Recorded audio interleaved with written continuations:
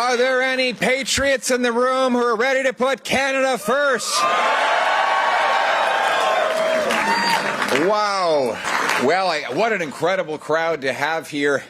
I heard that a snowstorm actually paralyzed Washington the other day, but here in Canada, our capital will never be prevented from celebrating its great national flag by a few snowflakes.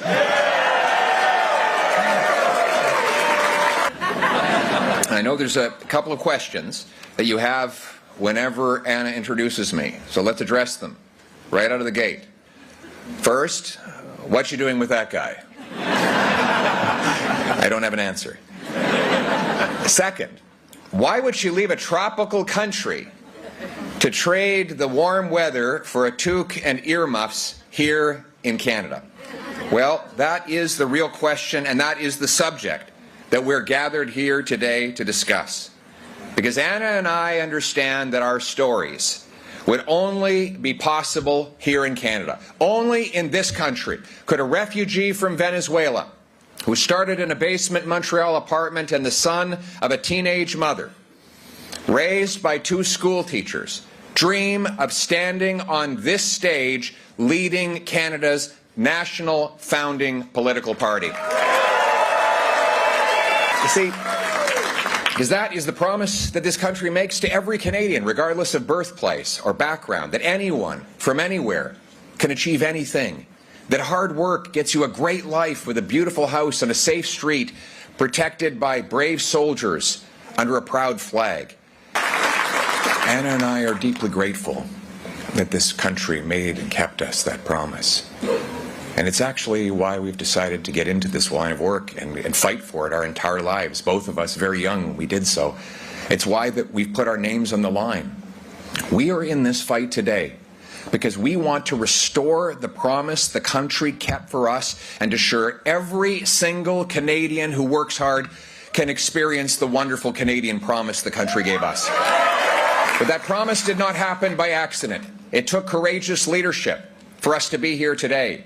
And we as Conservatives have a special duty to carry on that legacy.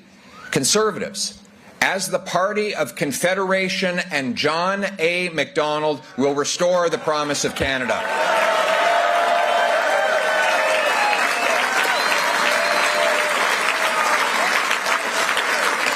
Our founding leader united our country from the Atlantic to the Pacific and warded off American designs to dominate our continent. In the words of our great first Prime Minister, Conservatives will fight, and I quote, to give us a great, a united, a rich, an improving, a developing Canada, instead of making us a tributary to American laws, American railways, American bondage, and American tolls.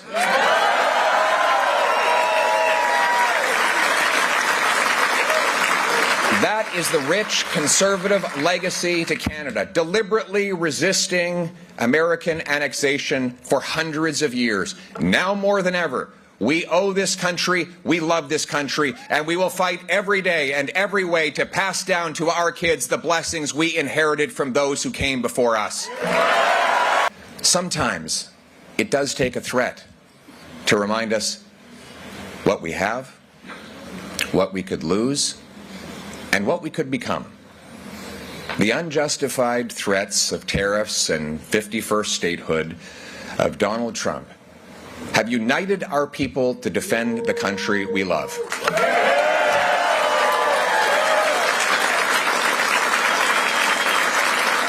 We must respond with strength, and strength means leverage. America has leverage, and we have leverage. I will use that leverage. Retaliation is only the beginning. Yes, we need to retaliate. If they put tariffs on our steel and aluminum, I will put tariffs on their steel and aluminum. If they hit us with generalized tariffs, we will respond dollar for dollar. Yes, we will carefully target American goods that we don't need, can produce ourselves, or we can get elsewhere to maximize the impact on Americans while minimizing the impact on ourselves.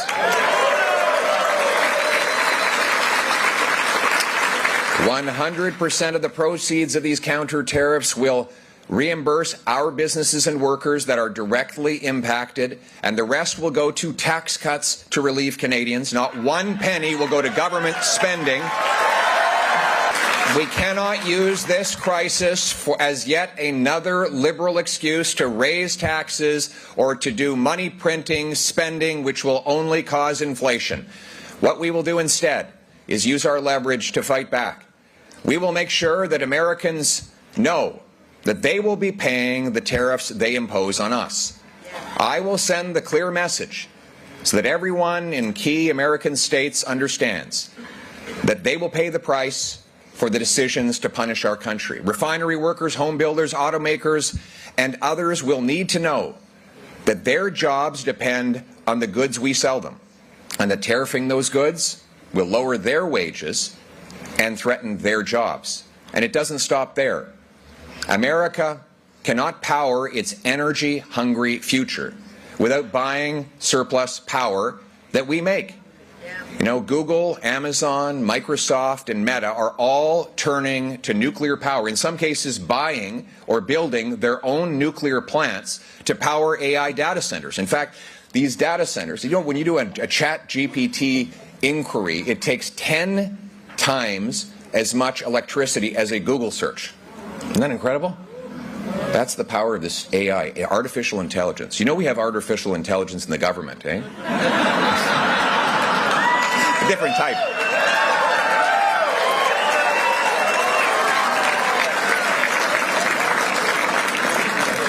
The Americans will need nuclear, natural gas, hydro that can power those centers. And we have cold weather here that reduces the cost of cooling them. We can leverage that power while protecting our people. Americans need our radar, surveillance, ongoing cooperation to keep us both safe against intercontinental and supersonic missiles and other threats. They need our minerals, uranium, oil, and gas. Finally, we must remind our American friends that a trade war will simply reduce the funds both our countries have for our shared North American defense. It will make us less safe. As Winston Churchill said, though, you can always count on the Americans to do the right thing after exhausting all other possibilities.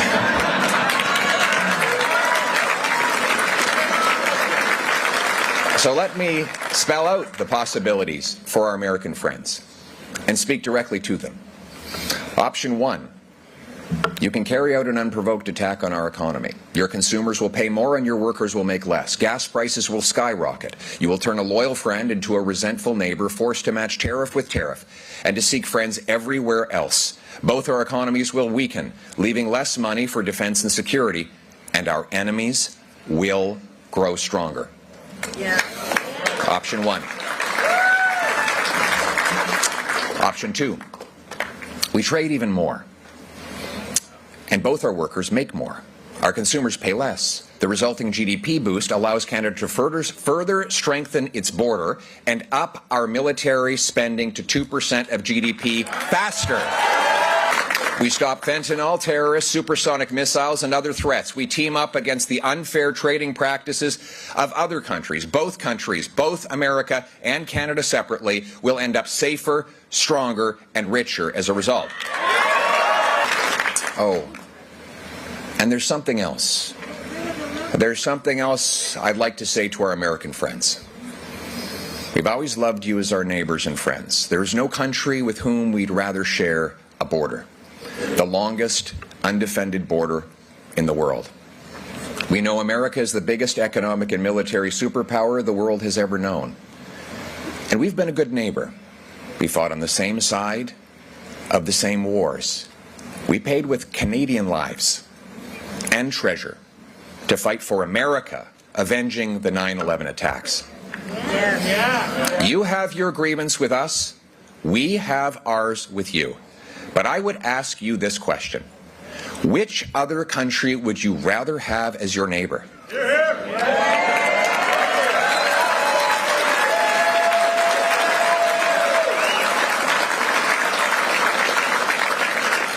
And if Canada is not your friend, who is?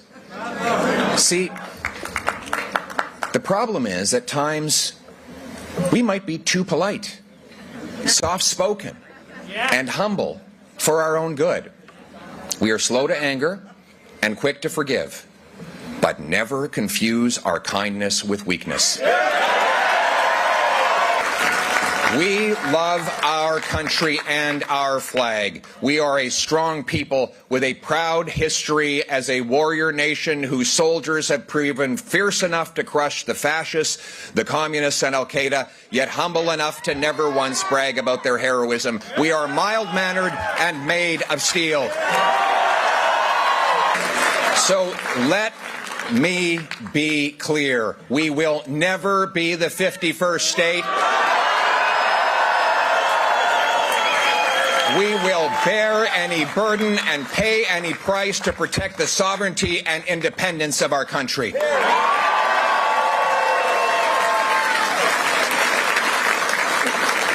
Which option the Americans will choose is up to them. But let's be honest. We have to be prepared for the worst. Simply put, we can no longer depend on the Americans alone for our trade. We can no longer think of them as our backup defense. These threats, my friends, are a wake-up call. We should be the wealthiest and most self-reliant economy in the world today, given our natural resources.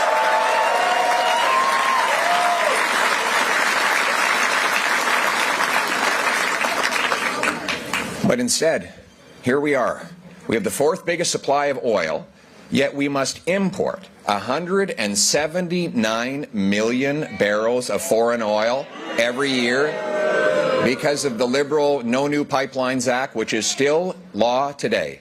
We are the fifth biggest supplier of natural gas, but we can't export a single cubic foot of it overseas because we don't have a single liquefaction facility. The Liberals, according to Trudeau and Carney, they don't believe there is a business case for LNG plants. We have the fewest homes per person in the G7, even as we have 10 times as much land to build on as the second biggest country, because taxes and bureaucracy block home building, leaving our youth without houses. We sell twice as much to the Americans as we sell to Canadians in other provinces because trade barriers governments impose block us from selling and buying with each other. We have the third most farmland per capita in the world, yet food prices rose 37% faster in Canada over the last 5 years than they did in the U.S. because the Carney-Trudeau carbon tax on farmers and truckers rose the price. Now, what have the Carney-Trudeau Liberals done about this? Well, they doubled the debt. They doubled housing costs. They doubled food bank lineups. They blocked Canadian energy in favor of dirty dictator oil. They raised taxes on work and investment and have driven an astonishing, eye-watering $500 billion to the United States in Canadian investment that now pays to create American jobs. All of this before a single tariff was applied. Now, Liberals would like to instrumentalize the tariff threat to distract from the record of the Carney-Trudeau Liberals over the last 9 years. They say that we should just forget about all the damage they've done to our country because of the tariffs that might be coming down the road. In fact, the opposite is true. Think of it, my friends. If Carney-Trudeau policies did this much economic harm before tariffs, imagine the devastation they would cause after tariffs. We need a Prime Minister who will put Canada first, our workers, our businesses, our economy, our borders, our military. We must, well, I need you too. Are you with me? Thank you. I thought so. And we must be able to stand on our own 2 feet, no longer helplessly dependent on the Americans. You know, the media is now saying that I should change my entire platform because of the tariff threat. In fact, In fact, the Trump tariff threats have proven conservatives right on everything. It's true. Everyone now admits, or they claim to admit, that conservatives were right on the liberal capital gains tax hike, that conservatives were right on the carbon tax, on pipelines, on LNG, on fentanyl, the borders, immigration, and the need to celebrate rather than cancel our proud history and country. You know, it's funny. First, the Liberals said, Poilievre has no policies. And then they said, okay, he does, but they're really scary. And now they say, they agree with all my policies. You know, imitation is the highest form of flattery, but you cannot believe them. My friends, it is not realistic that we would believe a party 60 days before election suddenly reversing itself on absolutely everything. If you want conservative policies, you will have to vote conservative. Take the carbon tax. Take the carbon tax. Yeah, and you know what to do with it. You know, before the tariff threats, we were talking about a carbon tax election. But now with these threats, I have to concede I've had to reflect on whether it is a top-of-mind issue. And after much reflection, I have concluded that the carbon tax will be an even bigger issue in the coming election than we thought. Combining Trump's tariffs with Carney's carbon tax will decimate our industries and destroy the jobs of our workers. The worst Liberal tax of all has been the carbon tax, championed by Trudeau and his economic advisor, Mark Carney, whose only complaint was that the tax was not high enough. Now he plans a pre-election trick. Next month, just days before he calls the election, Mr. Carney will pause the carbon tax, hide it out of sight so that you won't see it for the duration of the election period. And the media will tell you, forget all about it until the election is over, at which time, God forbid, if he were re-elected, he would bring in a much bigger tax that has no rebate whatsoever. He said just a few days ago that he doesn't want to, quote, axe the tax. He wants to change the tax. Right. He will take the change right out of your pocket. Mr. Carney's new and bigger carbon tax will help America take every industrial job from Canada. They will be popping the champagne at the Trump Tower when the Carney carbon tax comes in. Our industrial towns will become ghost towns if Carney gets his way. The coming election will decide whether Canadians want Mr. Carney's sneaky, job-killing, inflationary carbon tax, or whether they want to axe the tax for everyone, for real, forever, with the common-sense conservative. Now, I know Mr. Carney is going to try to plagiarize my policies right before the election, policies he has long opposed. But don't believe a word. In just a few months ago, did you hear about this? Mr. Carney moved his company headquarters to New York, Donald Trump's hometown, shifting jobs and investment into the U.S., just like Trump wanted. He opposed pipelines in Canada while his company bought them in the Middle East. He supported Trudeau's carbon tax in Canada while he profited off of investing in coal in the United States of America. He put his profit before our people. Carney cashed in, Canadians lost out. If he wins, Canada loses. But Canadians will win, and we will do it with a new bring-it-home economic plan. We will bring home our jobs, investment, and companies and break our dependence on the United States. We will unleash a fierce free enterprise economy to bring home control of our economic future from outside forces. We will stand on our own 2 feet, be masters of our own destiny, and be in charge of our own future. Axing the carbon tax is only the beginning. We will go ahead with the biggest and most patriotic tax cut in Canada's history, the Bring It Home tax cut. It will lower taxes on energy, work, home building, investment, and making stuff in Canada. We will axe the sales tax on new homes, saving you $50,000 and sparking 30,000 extra homes built every single year, which will mean more jobs for our carpenters, plumbers, electricians, and trades workers. And to pay for it, we will cut bureaucracy, consultants, and corporate welfare. We will impose a law. The waste of our money will end when I'm Prime Minister, and we will impose the same law on government spending that you impose on your household spending. We will be required to find $1 of savings for every new dollar of spending that comes in. And we're going to bring home our jobs. We will repeal the Liberal anti-resource laws. The idea is to once again produce our resources and upgrade and add value to them here in Canada. The Liberals drove $500 billion of investment to the United States, mostly by blocking our resource sector. They did this with the No New Pipelines Law, C-69, that has blocked the Energy East pipeline, blocked the Northern Gateway pipeline, and countless other projects. In fact, much worse than that, this is the situation we're in. I want you to paint this picture here. Not only can we not sell our oil to the world, we can't even sell it to ourselves. Do you know that the oil that Quebec imports from Alberta has to go through the United States of America, and if we ever got into a real trade dust-up with the Americans, they could even cut off the supply of our oil to ourselves.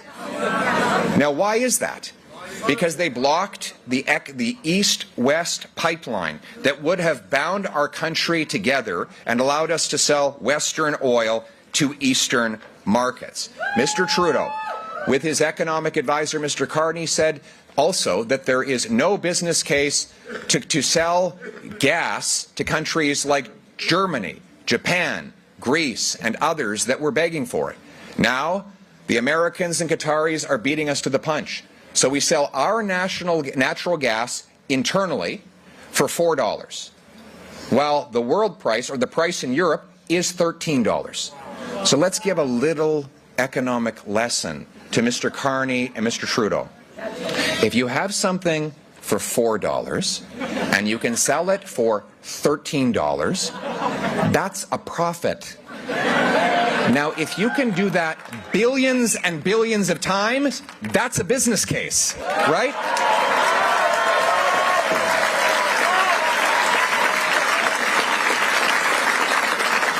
This all raises the question. I have a serious question for you. Think about this. Do you think that we could build the Canadian Pacific Railway today? Or would there be some squeaky, radical protester chaining himself to a tree like Minister Guilbeault?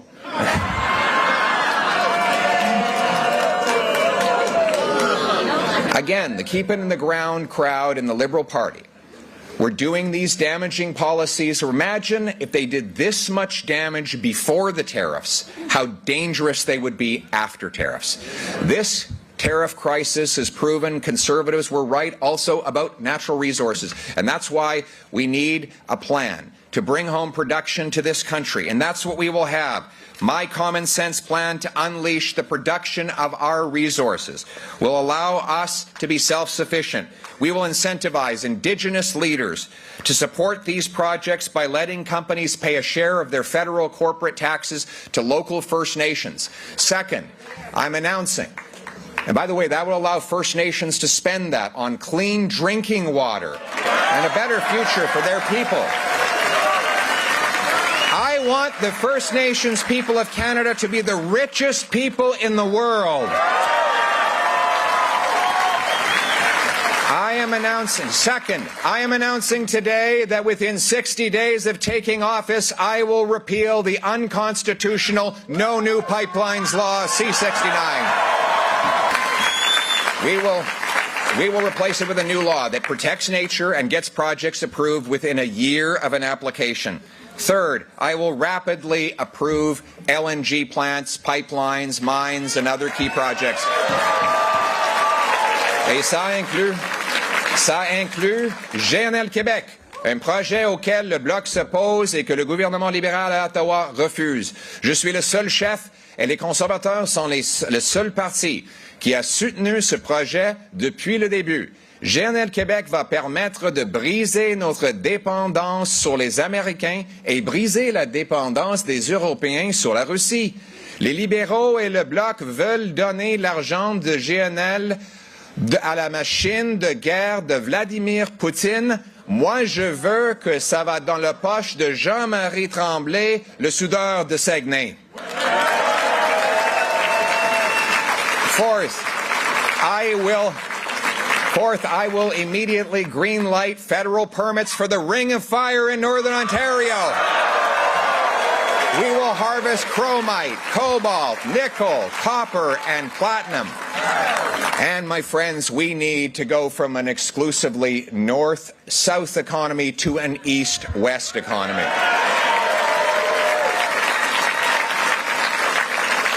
So let me say clearly and unapologetically in French and in English, I support a national west-to-east pipeline from the prairies to St. John, New Brunswick. We must have the courage and the backbone to stare down eco-fanatics who will stand in the way and favor foreign oil instead. I stand with the 74% of Quebecers who support building pipelines to transport oil and gas. We need new trade partners. We sell 75% of our exports to the Americans. I've got a new export partner in mind, a new country that we're going to use to become less dependent on the Americans alone. Great country, nice people, they speak French and English, cold climate. It's called Canada.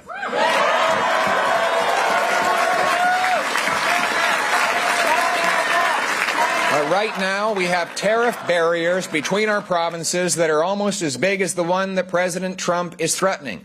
That's why we sell twice as much to the Americans as we do to ourselves. This is madness, my friends.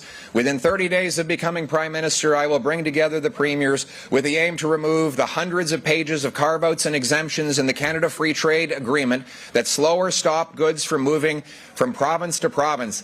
We will set up a blue seal test and trade that provinces test and licensing process so that provinces can accept and allow doctors and nurses from all across the country. And furthermore, we need to allow the 20,000 immigrant doctors and 32,000 immigrant nurses to quickly take a test and get to work, reducing wait times in our hospitals.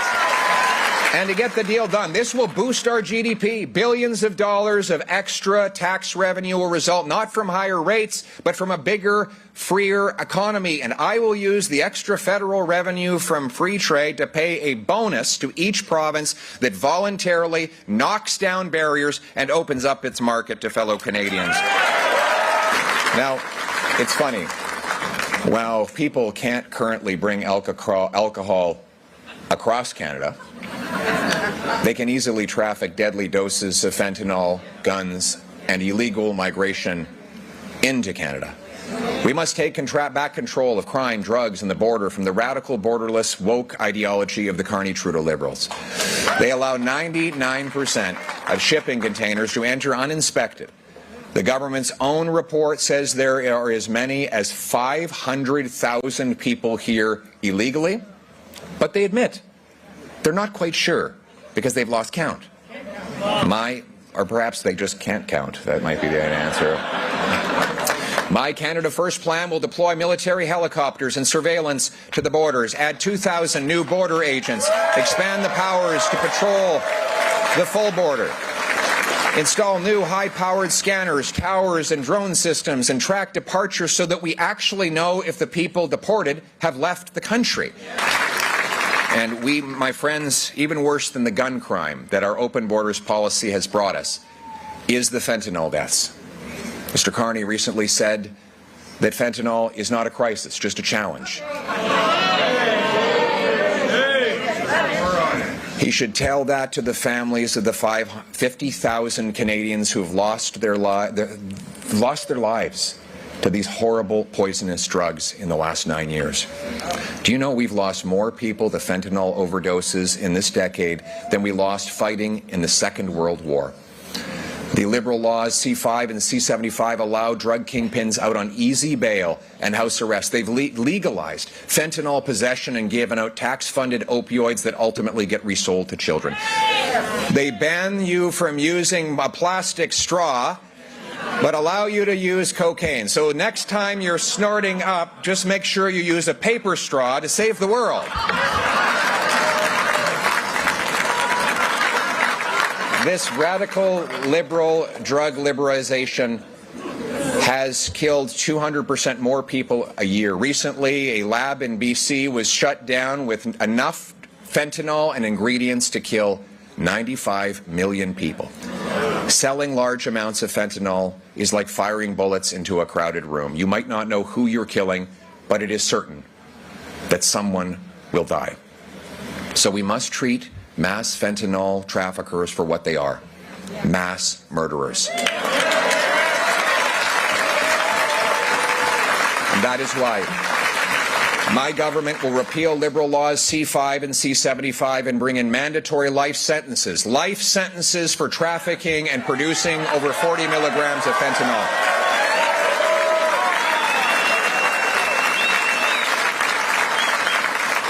"40 milligrams is enough to kill 20 people. We will lock up and throw away the murderers who are killing our families. More important than what I will do is why I will do it. You know, it shouldn't have taken President Trump to get the Liberals to wake up that there's a fentanyl crisis in this country. I'm not doing this for him. I'm not doing this for him. I'm doing this so that there's not one more Canadian parent that has to collapse on the ground on learning that their child has died in a back alley somewhere. We must reinvest in treatment and recovery to bring our loved ones home drug-free. And so my message to those who are struggling with addiction is this: hang on, have hope. Help is on the way. We will protect our people, our soils, our skies, and our seas. We will stand on guard for our people at home and around the world. Our military will protect our national interests by carrying our weight in North America to secure and leverage more trade with the U.S., all while becoming less reliant on them for our defense. After 9 years of Liberal incompetence and disdain, our military is weakened and our allies no longer respect us. Job one for a new Conservative government rebuilding our armed forces is to protect our true north. Hostile powers like China and Russia want our resources, our shipping routes, and to be within striking distance of our continent. We won't let them. We will defend our seas, skies, and soil. We will always be the true north, strong and free. Part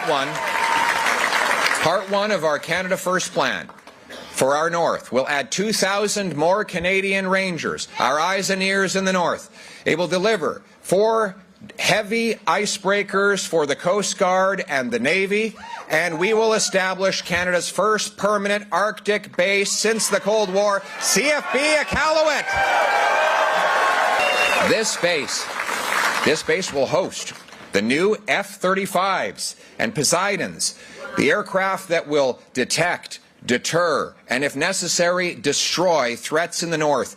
The base will also help NORAD protect our continent. We will cut red tape and speed up delivery on already planned missiles, refueling aircraft, upgrades to the forward operating locations in Inuvik, Yellowknife, Goose Bay, early warning aircraft, new submarines, tactical helicopters, and new satellite ground stations will protect our Arctic and all Canadians.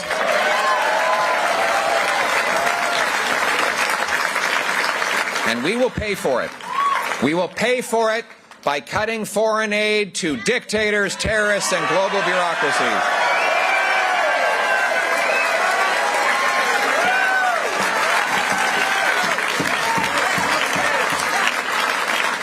Canada will honor its men and women in uniform. The patriotic men and women of this forces will have the tools they need to defend our country, and our military will be guided by a warrior culture and not a woke culture.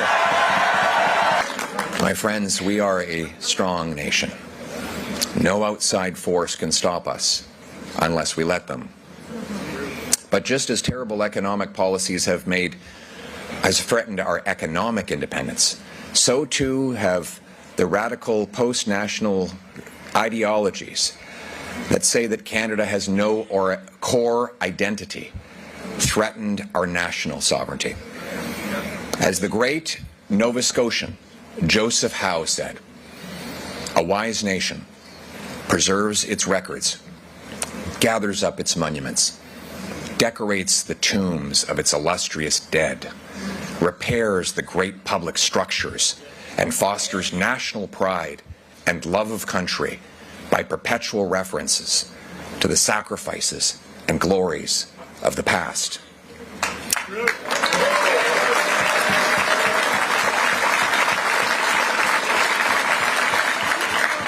We will end cancel culture and stop the war on our history.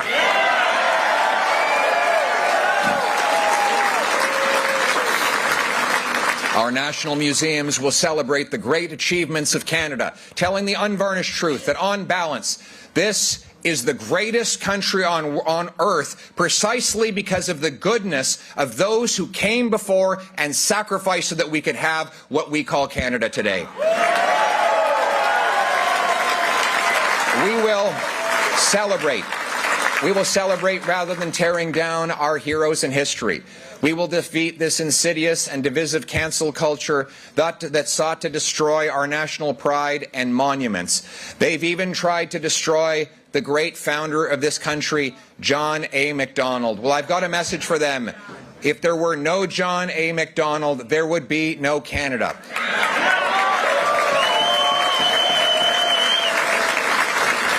Under a Conservative government, I promise you we will build new statues and name new public structures after the great founding Prime Minister of our country.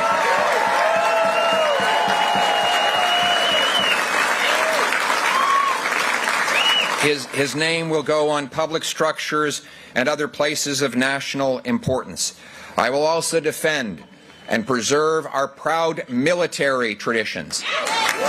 Our military traditions, that means that I will reinstate the great Royal Navy marching anthem, Heart of Oak, so that generations of sailors can carry on this beautiful tradition.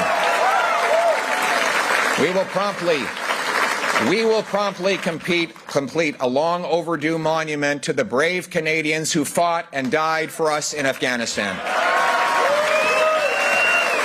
We will add new criminal code penalties for anyone caught tearing down or defacing our statues and monuments.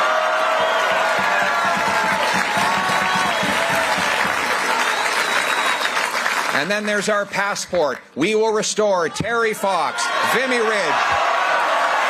We will restore Terry Fox, Vimy Ridge, the famous five, the Blue Nose, the Fathers of Confederation, Indigenous people, and our military heroes to our passport. Our Heritage and Citizenship Departments will be using a policy of promoting our common national identity. That will be embedded in our immigration policies, in our heritage policies, and in everything we do. The goal is not to erase differences, but to bridge them. We will strengthen the bonds of common country between Canadians of different background, race, birth, region. It starts with the institutions that bring us together. I will massively expand the Cadet Corps and the Junior Rangers to bring our youth. We will bring our youth together for mentorship under great members of the Canadian Armed Forces. There will be more exchanges. For example, can you imagine if we had an exchange where a kid from Mississauga could go up and embed with the Rangers in Inuvik, learning thousands of years of Inuit knowledge and history, all while surveilling our northern coastline against risks? Wouldn't that be a way to bring our different peoples together? You know, I remember when I was a kid, I was 20 years old, and I went on this exchange to Chicoutimi in Quebec. And here I was, an Alberta kid who had lost a lot of the French that my dad taught me. But as an Albertan in rural Quebec, I never felt more Canadian. Sitting around the table with the Dubé family and letting them tell me their stories and realizing how much we had in common.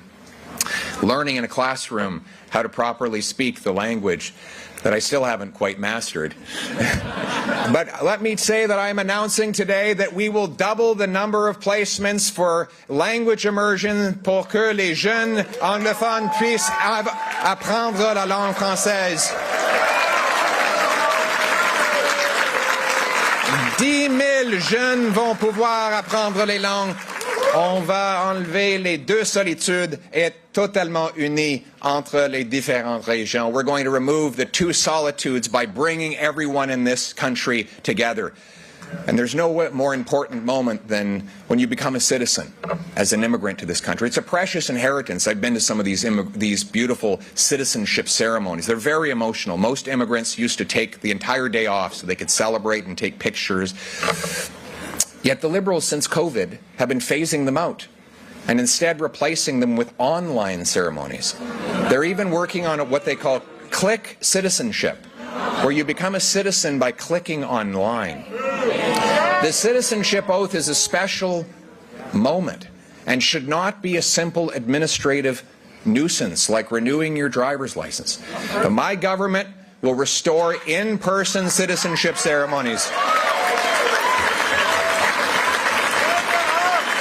And we will add the following words to the existing oath. I pledge gratitude to those who worked, sacrificed, and gave their lives to defend the freedom I now enjoy and to build the country I now call home. Like the people before me, I pledge to fulfill my duties as a Canadian citizen. We have seen the government divide people by race, religion, gender, vaccine status, and more. No wonder hate crimes are up 251% in 9 years. Places of worship are firebombed and shot at. And for the first time, the world's problems are spilling onto our streets. That must end, and when I am Prime Minister, it will end.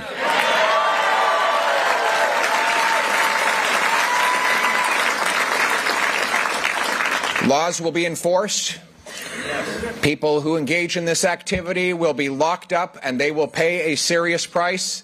Those who are visiting the country on a visa and are not citizens or permanent residents that engage in hateful violence will be deported from the country.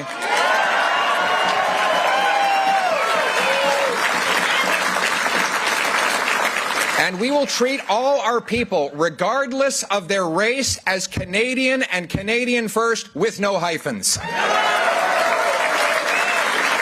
We will leave the world's problems at the door. On va laisser les problèmes du monde à la porte.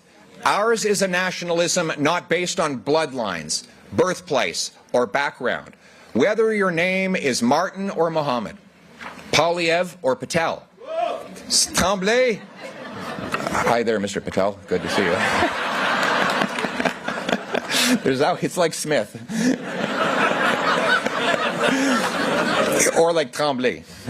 Tremblay, ou Tang, Singh, Smith, or Steinberg. Whether you're from Tuktoyaktuk or Trois-Rivières, Okanagan or Oromocto, Calgary or Cavendish, we are all Canadians and Canadians first. We will be a self-reliant, sovereign country that stands on its 2 feet. We will reward work, unleash entrepreneurs, harvest our resources, make our own goods, trade with each other, build homes for our youth, rebuild our borders and military, honor our history, and raise our flag. What binds us together? What binds us together is the Canadian promise that anyone from anywhere can do anything, that hard work gets you a great life in a beautiful house on a safe street, wrapped in the protective arms of a solid border defended by brave soldiers under a proud flag. To preserve that flag and its promise, we must work together, fight together, and win together. That is what it means to put Canada first.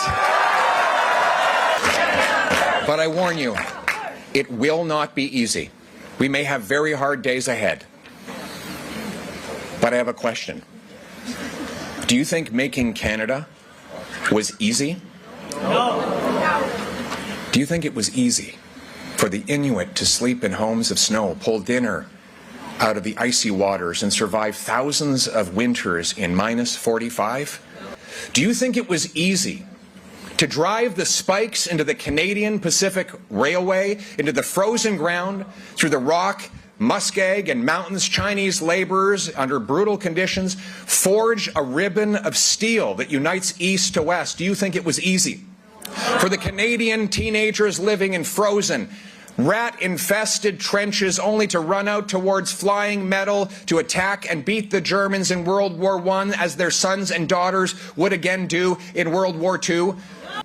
Do you think it was easy for Terry Fox's cancer-ravaged body to run across our land, pounding his one and only leg again and again on lonely highways with chipped bones and blistered limbs, to fight the disease that would later take his life? No, none of this was easy. Making Canada was hard. Those are the people who built and defended our country through sacrifice and struggle, but they did not go that far and travel that long so that we could take the easy way out and give up. Like them, we are part of something bigger than ourselves. We are in this together. We are at this place in this time because we have a job to do, to pass on intact what we inherited from those who came before us to those who come after us. Parce que le Canada vaut la peine qu'on se batte pour lui, pour notre peuple, pour notre terre, pour notre chez nous, pour le Canada, because our country is worth fighting for our people, for our land, for our home, for Canada first, always and forever. Let's bring it home. Thank you.